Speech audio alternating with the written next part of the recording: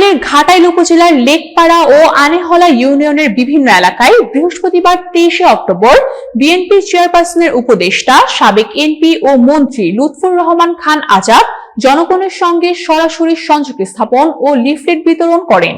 ঘাটাইল প্রতিনিধি মোহাম্মদ শফিকুল ইসলাম জানান, এই গণসংযোগের মাধ্যমে আগামী রাষ্ট্র কাঠামো মেরামতের 31 দফা জনগণের কাছে পৌঁছে দেওয়ার চেষ্টা করা হয়। বিভিন্ন ব্যবসায়ী, পথচারী ও সাধারণ মানুষকে লিফলেট তুলে দিয়ে বিএনপির রাজনৈতিক অঙ্গীকার ও পরিকল্পনা সম্পর্কে মতবিনিময় করা হয়।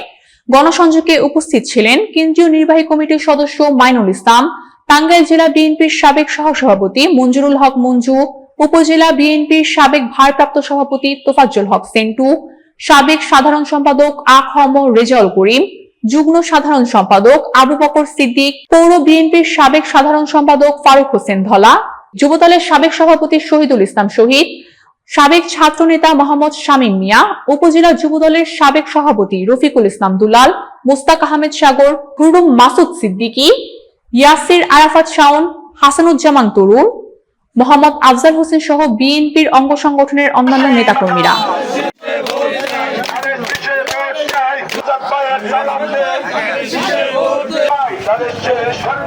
ধানের শেষে